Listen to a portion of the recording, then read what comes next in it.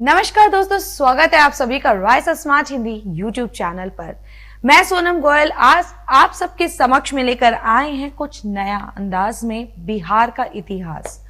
क्योंकि अभी तक तो ऐतिहासिक रूप से बहुत कुछ पढ़ा, चाहे वो प्राचीन हो, मध्यकालीन हो या फिर आधुनिक, लेकिन आज के इस ऐतिहासिक रूप में हम राज्य के आधार पर देखेंगे। तो आइए पढ़ते हैं मेरे साथ बिहार का इतिहास।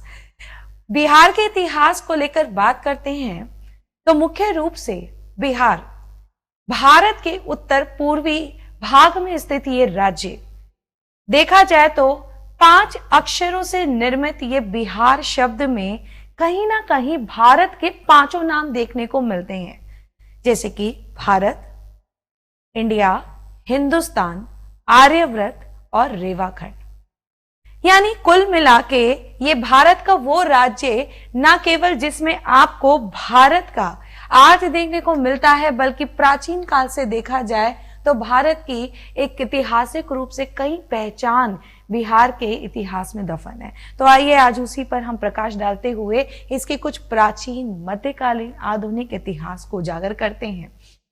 बिहार उत्तर पूर्वी क्षेत्र में स्थित यह राज्य देखा जाए तो मुख्य रूप से ये 4 राज्यों से, मतलब चारों दिशाओं से कहीं ना कहीं किसी न किसी से घिरा हुआ है। जैसे उत्तर में एक कंट्री यानी नेपाल, वहीं दक्षिण में देखते हैं तो राज्य झारखंड, पूरब में देखते हैं तो पश्चिम बंगाल, और इधर अगर हम लोग पश्चिम में देखते हैं तो उत्तर प्रदेश से बीचों बीच घिरा हुआ है ये हमारा राज्य बिहार। बिहार का राज्य जिसमें गंगा नदी का अपना एक महत्व तो है। गंगा नदी के आधार पर जो उसके मध्य से होते हुए निकलती है वो नदी, उसके साथ साथ अन्य नदियों का भी यहाँ पर महत्व देखा जा सकता है, जैसे सोन, घाघरा, गंडक, या फिर अगर हम बात करते हैं कोसी नदी, जिसे बिहार में अक्सर शोक की नदी कहा जाता है। ये अक्सर हमने सुना होगा। बिहार के बारे में अगर मुख्य रूप से हम प्राचीन काल से उजागर करते हुए देखते हैं तो नजर आता है कि किस तरह से प्राचीन काल में लगभग 10,000 वर्ष पूर्व कहा जाता है कि यहां से एक मानवों की बस्ती प्राप्त हुई है। यानी ये इस बात के साक्ष्य है, ये इस बात का प्रमाण है कि यहाँ पर मानव बस्ती स्थित थी, मानवों का यहाँ पर जो है अपना एक अस्तित्व हुआ करता था। तो वहीं आगे की ओर देखते हैं, बिहार में स्थित एक गणतंत्र जिसका नाम है वैशाली। कभी 6ठी शताब्दी ईसा पूर्व में यह वैशाली गणतंत्र जिसकी स्थापना हुई थी, उसका एक ऐतिहासिक रूप से देखा जाए तो वैशाली एक अपने आप में महत्वपूर्ण गणराज्य ही नहीं था, बल्कि ये वही वैशाली की भूमि है जिस वैशाली में महावीर स्वामी जी का जन्म हुआ। यानी जैन धर्म के वास्तविक संस्थापक के रूप में माने जाते हैं महावीर स्वामी। महावीर स्वामी जिन्होंने यहाँ जन्म लेने के बाद 24वें तीर्थंकर के नाम से जाने गए थे भारतीय प्राचीन इतिहास में।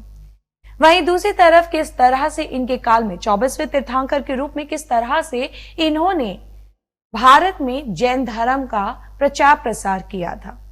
तो यही वो शताब्दी है दोस्तों, यही वहां बिहार में स्थित बोध गया है जहां पर गौतम बुद्ध ने भी ज्ञान प्राप्ति की थी। कैसे भूल सकते हैं हम, गौतम बुद्ध ने जहां पर ज्ञान प्राप्ति करने के बाद आगे बौद्ध धर्म को विकसित करते हुए इसके संस्थापक के रूप में ये माने गए, जिन्होंने हालांकि अपने उपदेशों को आगे जाकर उत्तर प्रदेश से शुरू करते हुए इन्होंने बढ़ाया था। तो वहीं आगे अगर हम देखते हैं, यहाँ बहुत अलग अलग भिन्न भिन्न रूप में, मतलब ये धार्मिक रूप एक जहां पर इस शताब्दी के रूप में हमें देखा जा रहा था। यानी 6ठी शताब्दी ईसा पूर्व एक ऐसी शताब्दी रही थी जिसमें दोस्तों इन दोनों धर्मों ने एक महत्वपूर्ण किरदार निभाया था। तो वहीं अगर हम आगे की ओर इस भूमि की ओर बढ़ते हैं तो कई ऐसे मुख्य साम्राज्य इस भूमि पर स्थापित हुए थे, बिहार की धरती पर स्थापित हुए थे, जिन्होंने अपना एक अलग ही ऐतिहासिक इतिहास रचा था। यानी मौर्य साम्राज्य। हम कैसे भूल सकते हैं, 6ठी शताब्दी ईसा पूर्व के मगध में ना जाने कितने वंशों ने शासन किया था, चाहे फिर वो हर्यंक वंश हो, चाहे शिशुनाग वंश, फिर नंद वंश। लेकिन मुख्य रूप से जहां मगध की इस साम्राज्य में यानी बिहार की इस भूमि पर विशाल साम्राज्य के रूप में एक केंद्रीकृत शासन को लेकर आए थे, जिसके संस्थापक थे चंद्रगुप्त मौर्य। उन्होंने स्थापित किया था मौर्य साम्राज्य, जहां मौर्य साम्राज्य को उन्होंने पाटलिपुत्र से स्थापित करते हुए देश भर से ज्यादा हम देखते हैं अधिकांश भागों पर उन्होंने अधिपत्य किया था। केवल एक कलिंग ही तो नहीं था जो उनके अधिपत्य में नहीं था, लेकिन कलिंग भी दूर कहां रहने वाला था, क्योंकि आगे जाकर उन्हीं चंद्रगुप्त मौर्य के यानी मौर्य वंश के आगे जाके वही शासक हुए जो इतिहास में कहलाए गए अशोक महान, Ashoka the great. Ashoka the great, जिनको अक्सर लोग जानते हैं एक क्रूर शासक के रूप में, एक ऐसे शासक जिन्होंने बहुत ही ज्यादा खून खराबा किया था, एक क्रूर शासक थे और ये अक्सर जाने जाते हैं खून खराबे को लेकर कलिंग के युद्ध। इनकी ही जीत, जहां पर कलिंग भी इनके इस मौर्य साम्राज्य का भाग होना चाहिए था, लेकिन कुछ ऐसा हुआ कि बाद में वो कलिंग ही इनके जीवन का मतलब वो घटना, कलिंग की वो जो घटना घटित हुई थी, वही आगे जाके साबित होती है कि किस तरह से इनके चरित्र को लेकर हर चीज में हम बदलाव पाते हैं। यानी एक तरह से पूरा टर्निंग पॉइंट इनकी लाइफ में हमें नजर आता है। कहा जाता है कि कलिंग के युद्ध के बाद जब इनकी मुलाकात एक बौद्ध भिक्षु उपगुप्त नामक से हुई थी, तो कहा जाता है उन्हीं के कहने पर इन्होंने बौद्ध धर्म को स्वीकार किया और उसका पालन किया था। हालांकि बौद्ध धर्म के प्रचार प्रसार को लेकर अशोक इतने ज्यादा मतलब उत्सुक हो चुके थे, इतने ज्यादा मतलब कहते हैं, आप ये कह सकते हैं कि इन्होंने प्रचार प्रसार के दौरान बहुत ही सारे कार्य किए। अपने मैसेजेस यानी अपनी बातों को कहने के लिए उन्होंने बहुत तरीके आधार अपनाए, बौद्ध धर्म के प्रतीकों को यहां पर प्रतिलंबित किया था, जैसे कि हम नजर आते हैं स्तूप के माध्यम से, नजर आते हैं अभिलेखों के माध्यम से। बहुत सारे स्तूप अभिलेखों का मतलब लिखवाया था, स्तूपों का निर्माण करवाया था अशोक ने। इवन कहा जाता है कि इस धर्म के प्रचार प्रसार के लिए तो अशोक ने अपने जो मैसेजेस थे, जो इनके विचार का आदान प्रदान ये करना चाह रहे थे जनता तक, उसके लिए तो उन्होंने अधिकारी की नियुक्ति भी की थी, जिनका नाम था, जिनको कहा जाता था धर्म महामत। धर्म महामहत्व के कहा जाता है कि उन्होंने इनके मैसेजेस को उजागर करते हुए जो आज हमें आप खोज में कह सकते हैं कि खोज के दौरान इतिहासकारों को जो प्राप्त हुए हैं, यानी एपिग्राफिस्ट, जो यानी लिखित प्रमाणों पर कार्य करते हैं, तो उन्होंने बहुत कुछ समझा कि अशोक इन अभिलेखों के माध्यम से काफी कुछ कहना चाहते हैं कि बड़ों का सम्मान करना चाहिए, पशु हत्या कम से कम हो, ऐसा हमें कुछ करना चाहिए, जहां पर आवश्यक ना हो वहां पशु हत्या नहीं करना चाहिए। तो वहीं लोगों के पुनर्उद्धार, काफी उनके सेवा करने के लिए उन्होंने काफी सारे ऐसे कार्य किए थे, जिसका यहाँ पे बहुत ही अच्छा हमें एक सबूत भी मिलता है। जैसे दास प्रथा का उन्मूलन हो गया, स्त्रियों की शिक्षा को लेकर, ठीक है, अधिकारों की रक्षा, ठीक है, इस तरह की बातों को, मैसेजेस को उन्होंने हम सब तक पहुंचाना चाहा था।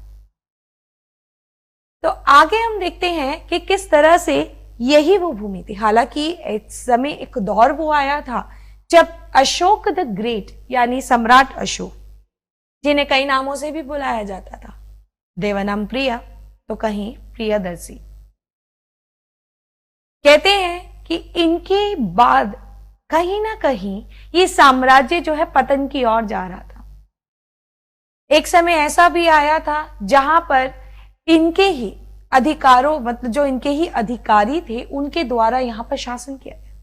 लेकिन फिर से इस भूमि पर एक और साम्राज्य, ऐसा अन्य साम्राज्य स्थापित हुआ, जिसने फिर से एक विशाल साम्राज्य स्थापित किया था इस बिहार की भूमि पर, गुप्त साम्राज्य। गुप्त साम्राज्य वैसा ही विशाल साम्राज्य, वैसा ही प्रशासन और वैसा ही राजधानी जो स्थापित किए गए थे मौर्यों द्वारा।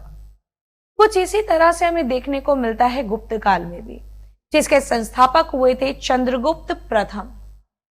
चंद्रगुप्त प्रथम जिन्होंने स्थापना की थी और उन्होंने ही शुरू की थी अपने वंश के नाम पर गुप्त कैलेंडर यानी गुप्त संवत की। अगर मुख्यतः रूप से हम बात करते हैं तो बिहार की इस भूमि पर इस गुप्त साम्राज्य के माध्यम से हमें समुद्रगुप्त जैसे शासकों को देखने को मिला, जिनकी प्रयाग प्रशस्ति से इनके काफी गुणगान, बहुत ही ज्यादा गुणगानों का हमें नजर आता है कि किस तरह से इनके गुणगान किए गए थे। कहा जाता है कि समुद्रगुप्त बहुत ही शक्तिशाली शासक ही नहीं माने जाते हैं, बल्कि इन्होंने अपने साम्राज्य का काफी विस्तार किया था एशिया राज्यों में। समुद्रगुप्त, जिनके माध्यम से हमें पता चलता है, यानी अगर देखा जाए तो वो गुप्त साम्राज्य के एक शक्तिशाली शासक ही नहीं थी, बल्कि ये भी कहा जाता था कि उन्होंने अपने गुप्त साम्राज्य को दक्षिण एशिया में पूर्ण रूप से स्थापित करके इसे बहुत ही विशाल साम्राज्य बनाया था। यूं तो वैसे भी हमने प्रयाग प्रशस्ति से समुद्रगुप्त के जितने भी विजय हैं उनका गुणगान सुना ही हुआ है। तो आगे बढ़ते हुए जब हम बात करते हैं इस साम्राज्य की, तो देखने को मिलता है कि किस तरह से ये गुप्त साम्राज्य का काल, यानी ये गुप्त काल कोई आम काल नहीं माना जाता था, बल्कि भारतीय इतिहास में बिहार की इस भूमि से इस काल के माध्यम से हम देखते हैं कि इसे एक स्वर्णीय युग में मानते थे, जिसमें कहीं ना कहीं भारतीय कला, संस्कृति, साहित्य, हर चीज, यानी विज्ञान में भी अगर हम बात करते हैं तो हमें उन्नति प्राप्त हो रही थी, जिस कारण से ऐतिहासिक रूप से इस काल को स्वर्णीय काल भी माना जाता है, यानी गोल्डन एज कहा जाता है। तो वहीं अगर अब हम बात करते हैं आगे की ओर बढ़ते हुए इनके मध्यकालीन इतिहास में, तो मध्यकालीन इतिहास में भी इनके गौरवशाली इतिहास में कोई कमी नहीं आई थी। बिहार के इस इतिहास में हालांकि हम जानते हैं कि जहां पर मध्यकाल में पाल वंश ने यहां पर अपना एक अनोखा ही अपना शासन स्थापित किया था, जिसके संस्थापक हुए थे गोपाल। न केवल पाल वंश द्वारा यहां पर स्थापित, यानी जो अभी गुप्त साम्राज्य द्वारा हम देखते हैं, गुप्त शासकों द्वारा स्थापित किया गया था नालंदा विश्वविद्यालय, जो स्थापित किया जाता है कुमार गुप्त के द्वारा। लेकिन जहां हम देखते हैं कि बौद्ध धर्म का जहां एक तरफ इतना प्रचार प्रसार पाल वंश के दौरान हुआ, वहीं कैसे भूल सकते हैं कि मध्यकालीन भारत में अरबों और तुर्कियों का आक्रमण हुआ था। जिन अरबों और तुर्कियों के आक्रमण के दौरान हम देखते हैं उनमें से एक बख्तियार खिलजी, जिन्होंने बंगाल और बिहार का नियंत्रण अपने हाथों में ले लिया था। बंगाल और बिहार का नियंत्रण अपने हाथों में लेने के बाद काफी जगह पर जहां एक तरफ इस्लाम का प्रचार प्रसार किया करने की कोशिश करी जा रही थी, वहीं दूसरी तरफ भारत में स्थापित ये बौद्ध धर्म का ये जो क्षेत्र, जहां पर उनका एक तरह से अस्तित्व था, उसको नष्ट करने की कोशिश की जा रही थी। फिर वो चाहे हम देखते हैं कि उनके द्वारा बौद्ध भिक्षुओं को मौत के घाट उतार दिया गया, या नरसंहार किया गया, या उनके विहारों को नष्ट किया गया, तो वहीं पे नालंदा विश्वविद्यालय, या फिर अगर हम बात करते हैं विक्रमशिला विश्वविद्यालय को नष्ट किया गया, जो एक बौद्ध धर्म के प्रतीक के रूप में माने जाते थे। लेकिन इतना ही नहीं, यहां पर अगर एक तरफ हमें यह सब देखने को मिलता है, तो दूसरी तरफ एक दौर चल रहा था मध्यकालीन भारत में भक्ति और सूफी आंदोलन, जिनमें से इस्लाम का एक रूप माना जाता है सूफी। यूं तो सूफी संतों की हमने बहुत सारे किस्से सुने हुए हैं, बहुत सारी कहानियां सुनी हुई हैं, कितने सिलसिले भारत में उनका आगमन हुआ था, उनका आना हुआ था। उसी दौरान अगर हम बिहार के संदर्भ में बात करते हैं तो गरीबनाथ हमें नजर आते हैं, जो कि एक महान सूफी संत थे। मध्यकालीन भारत में एक महान हस्ती गुरु नानक जी, जो कि सिख धर्म के संस्थापक माने जाते हैं, उन्होंने एक बहुत ही अच्छा विचार दिया था निर्गुण भक्ति का, जिन्हें हम बहुत अच्छे से जानते हैं। लेकिन एक वही निर्गुण विचार पहले दे चुके थे गरीबनाथ, जिन्होंने निर्गुण विचार को उजागर करते हुए सबके समक्ष में रखा। तो वहीं जहां हमें नजर आता है कि बिहार इन दौरान, मध्यकालीन दौरान, दिल्ली सल्तनत और दिल्ली सल्तनत के बाद, यानी जब तीसरे पानीपत के युद्ध के बाद भारत में स्थापित होता है मुगल साम्राज्य, तो उनका ये एक बहुत ही साम्राज्य का आधार माना जाता था। लेकिन कैसे भूल सकते हैं कि मुगल साम्राज्य के शासन के बीचों बीच शासन करने आए थे कौन? शेरशाह सूरी, जिन्होंने भारत में स्थापित किया था सूरवंश। एक समय तक, एक अरसे तक सूरवंश ने और शेरशाह सूरी ने यहां पर शासन भी किया था। लेकिन शेरशाह सूरी, जिन्होंने अपनी राजधानी बनानी थी दिल्ली, उसे पाने से पहले उन्हें सामना करना पड़ा था मुगल साम्राज्य के शासक, मुगल सम्राट हुमायूं से। हालांकि मुगल सम्राट हुमायूं से उन्होंने चौसा का युद्ध किया था, जो यही इसी भूमि पर हमें देखने को मिलता है 1539 में, 1539, जिसमें एक तरह से शेषा सूरी जो है विजयी तो हुए थे, पर हुमायूं को पूर्ण रूप से मुगल गद्दी से परास्त नहीं कर पाए थे। लेकिन आप 1540 में पूर्ण रूप से हम देखते हैं बिलग्राम के युद्ध में, जिसे कन्नौज का युद्ध भी कहते हैं, उसमें हुमायूं पराजित हुए और सूरवंश की स्थापना करते हैं शेषा सूरी। शेषा सूरी ने अपने शासन के दौरान अपनी राजधानी को दिल्ली तो बना दिया था, लेकिन वही निरंतर बीचों बीच इनका एक योगदान रहता था बिहार को लेकर। तो वही निरंतर कैसे भूल सकते हैं कि बंगाल और बिहार पर इनकी सल्तनत बनी रहती थी। हालांकि मुगल शासकों का दौर आता गया, सूरवंश का अंत हुआ, मुगल शासकों का दौर बढ़ता गया और आगे जाके वो समय भी हुआ जब औरंगजेब, जो कि मुगलों के अंतिम शक्तिशाली शासक माने जाते हैं, उन अंतिम शक्तिशाली शासक का निधन होता है और उस निधन के साथ ही हमें देखने को मिलता है आधुनिक इतिहास। उनके निधन के साथ ही हमें नजर आता है कि कैसे अजीम शान जो थे वो यहां बिहार के शासक बने थे। ये वो दौर था जब धीरे धीरे कहीं ना कहीं बहुत ही सारे वंशों ने इंडिपेंडेंट होकर शासन करना शुरू कर दिया था। और वही आधुनिक दौर में हम कैसे भूल सकते हैं, जहां पे कितनी सारी यूरोपीय कंपनियों का जब आगमन हुआ, तो किस तरह से व्यापारिक गतिविधियों को लेकर, यानी अपनी ट्रेडिंग एक्टिविटीज के उद्देश्य को पूरा करने के लिए इस धरती पर भी उनका आगमन हुआ। क्योंकि प्राचीन काल से ये राज्य, ये क्षेत्र कैसे खनिजों का संसाधन था, ये तो हम सभी बहुत अच्छे से जानते हैं। तो कहा जाता है कि पुर्तगालियों के साथ साथ कैसे भूल सकते हैं कि अंग्रेज भी यहां आए। बिहार जो एक समय बंगाल के साथ यहां नवाबों का गढ़ बना हुआ था, उन्हीं बीचों बीच 1756 में आए थे सिराजुद्दौला, जिन सिराजुद्दौला के साथ अंग्रेजों का एक युद्ध होता है। और यही वो युद्ध है जो ऐतिहासिक रूप से महत्वपूर्ण भी है और बिहार के इतिहास, यानी बिहार की भूमि पर होने वाला एक महत्वपूर्ण युद्ध भी है, जिसे हम जानते हैं प्लासी का युद्ध, बैटल ऑफ प्लासी। 1757 के बैटल ऑफ प्लासी में, जिसके बाद हम देखते हैं एक समय के बाद यहां पर नवाबों का आधिपत्य कम, यानी बंगाल और बिहार उस समय बंगाल के अधिकार में, अंग्रेजों का एक गणतंत्र, मतलब अंग्रेजों का एक जो है गढ़ बन चुका था, जहां पर उनकी पकड़ मजबूत होती जा रही थी इस प्लासी के युद्ध के बाद से।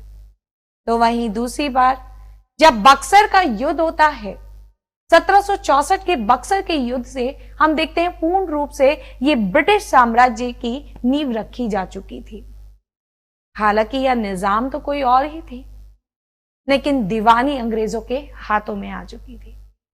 और तब इस भूमि पे निरंतर तरह से कई सारे गवर्नर जनरल आते रहे। तो उन्हीं में से आए थे लॉर्ड कैनिंग, जिस लॉर्ड कैनिंग के काल में घटित होता है एक ऐसा विद्रोह जिसे अगेन बहुत महत्वपूर्ण विद्रोह के नाम से जाना जाता है, रिवोल्ट ऑफ 1857, 1857 का विद्रोह। 1857 के विद्रोह जिसमें मुख्य रूप से यहां किरदार देखने को मिलता है मंगल पांडे, और मंगल पांडे की लगाए गए इस विद्रोह की आंच जो भारत में धीरे धीरे बढ़ती गई, भारत के अन्य हिस्सों में फैलती गई, फिर से बिहार की इस भूमि से आए यहाँ के वीर इस विद्रोह की बागडोर को संभालने, जिसमें नाम आता है वीर कुंवर सिंह। कैसे भूल सकते हैं कि वीर कुंवर सिंह ने कितने अच्छे नेतृत्व प्रदान करते हुए इस विद्रोह में अपना सहयोग दिया था। तो वहीं पर इस भूमि पे न केवल वीर कुंवर सिंह जैसे ही लोग थे, बल्कि राजेंद्र प्रसाद जैसे जो हमारे नेता थे, उनका भी यहाँ पर बहुत बड़ा, जयप्रकाश नारायण जी, उनका एक बहुत बड़ा अहम किरदार था। यही वो बिहार की भूमि है। जब राष्ट्रवादी आंदोलन का दौर चल रहा था तो राष्ट्रवादी आंदोलन के दौर में हमें चंपारण सत्याग्रह आंदोलन नजर आता है, जो कि 1917 में हमें देखने को मिलता है कि महात्मा गांधी जी के नेतृत्व में यह आंदोलन चलाया जाता है। महात्मा गांधी जी के नेतृत्व में चलाया गया सत्याग्रह चंपारण सत्याग्रह आंदोलन, जिसमें नील कृषकों ने फिर से अपने हिस्से के लिए, अपने अधिकारों के लिए आवाज उठाई थी। और कैसे भूल सकते हैं कि महात्मा गांधी जी का भारत में यह पहला आंदोलन चंपारण सत्याग्रह पूर्ण रूप से सफल भी हुआ, 25% समझौते के साथ सफल हुआ। और इतना ही नहीं, राष्ट्रवादी आंदोलन, राष्ट्रवादी युग के दौर में निरंतर बिहार की भूमिका वैसी ही रही जैसे प्राचीन काल से यहाँ के बड़े बड़े योद्धाओं ने अपने किरदार को संपूर्ण तरीके से निभाया था। लेकिन एक समय ऐसा भी आया जब भारत आजाद हुआ और आजाद होने के बाद इसे एक राज्य करार देते हुए यहां पर बहुत सारे हमें बदलाव देखने को मिले, चाहे फिर वो शिक्षा के माध्यम से हो, यानी शिक्षा को लेकर हो, स्वास्थ्य को लेकर हो, या डेवलपमेंट को या विकास को लेकर हो, हमें बहुत सारे बदलाव यहां पर देखने को मिलते हैं। तो बिहार के ऐतिहासिक रूप से आज हम इतने सुंदर बिहार राज्य को देखते हैं जिसमें बहुत सारी चीजें हमें देखने को मिलती हैं। वैसे बेसिकली कहा जाता है कि बिहार शब्द अगर माना जाए तो ये विहार शब्द से आया था, जैसे कि हम चर्चा कर रहे थे अभी कि ये प्राचीन काल से बौद्ध भिक्षुओं का एक गण बना हुआ था, बौद्ध धर्म का आधार बना हुआ था, जहां पर बौद्ध भिक्षु अक्सर अपना स्थान स्थापित किए हुए थे विहार के रूप में। तो कहीं ना कहीं बिहार शब्द से यह विहार शब्द आया है। वहीं यहां की अगर बात करते हैं कल्चर को लेकर, संस्कृति में कैसे पूरे राष्ट्र में ये विख्यात है अपनी मधुबनी पेंटिंग्स को लेकर, अपनी कला संस्कृति को लेकर, या फिर अपने फोक सॉन्ग्स को लेकर, यानी जो लोकप्रिय गीत होते हैं, अपने इस तरह से संस्कृति को लेकर उजागर करते हुए राज्य आगे विकसित होता रहा। तो उतना ही नहीं बल्कि इसके खाने को लेकर अक्सर हम कितनी चर्चा करते हैं, जो अभी भी बहुत ही पॉपुलर बना हुआ है, फिर वो चाहे लिट्टी चोखा हो, चाहे वो दही चूड़ा हो, या फिर सत्तू हो।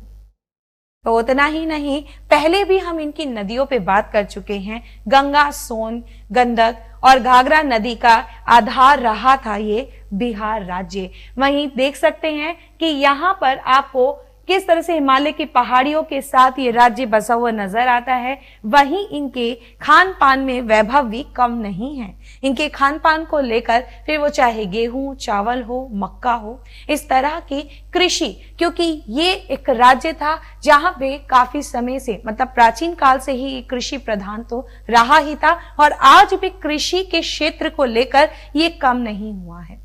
कृषि के क्षेत्र में निरंतर आज भी ये खेती को लेकर काफी माना जाता है। न केवल इससे, मतलब चाहे वो गेहूं, चावल, मक्का, मटर हो, बल्कि बाकी काफी सारे खनिज पदार्थों से भी ये समृद्ध माना जाता है। जैसे कि हमने ऐतिहासिक रूप से बात करी है, तो बता दूं कि पटना, जिसे पाटलिपुत्र कहा जाता था, जिसकी हमने अभी चर्चा करी थी इस दौरान अपने सेशन में, तो पाटलिपुत्र का नाम पटना करने वाले कौन थे? शेषासुरी, जिनका हमें मकबरा सासाराम में ही नजर आता है। कहा जाता है कि ये पाटलिपुत्र जो बसाया गया था, दरअसल इसका एक कारण था, क्योंकि मौर्य साम्राज्य से पहले यहाँ पर जो साम्राज्य स्थापित करने की बात की जा रही थी, उसके लिए आवश्यक होता है काफी चीजों को लेकर। तो यहाँ पर हमें जिस तरह से ये नदियों के मेल पर, मतलब नदियों के संगम पर ये स्थापित था नगर, तो कहा जाता था कि यहाँ पर जंगल भी विकसित थे, इसे यहाँ पे कई सारे हाथी और यहाँ खनिज पदार्थ बहुत सारे थे, जिसमें आयरन ओर्स होते हैं, और आज भी वही आयरन ओर्स हमें यहाँ देखने को मिलते हैं। यानी कृषि के साथ साथ देखा जाए तो उत्पादन के क्षेत्र से भी ये माना जाता है, फिर वो चाहे कृषि हो, चाहे वो वस्त्र उद्योग हो, या फिर हमें खनिज पदार्थ के रूप में देखने को मिलता है। तकनीकी के क्षेत्र में भी ये कम नहीं है। यही हमें देखने को मिलता है कि Patna Indian institute of technology यहाँ स्थापित है। यहाँ पटना यूनिवर्सिटी हमें नजर आती है, नालंदा यूनिवर्सिटी हमें नजर आती है। ठीक है, इसके साथ साथ हम देखते हैं कि बिहार आज भी किसी न किसी कारणों से एक राजनीतिक, सामाजिक, आर्थिक और धार्मिक मुद्दे का आधार बना ही रहता है। तो ये था एक छोटे शब्दों में कुछ छोटे से एक संदर्भ में बिहार का इतिहास, जो मेरी जुबानी आज आपने सुना। तो कैसा रहा था ये बिहार का इतिहास मेरे साथ, लिखकर कमेंट बॉक्स में जरूर बताइएगा। लाइक एंड शेयर जरूर कीजिएगा और इसी तरह का अन्य राज्यों के इतिहास जानने के लिए बने रहिएगा मेरे साथ राइस स्मार्ट में। फिर से होगी मुलाकात।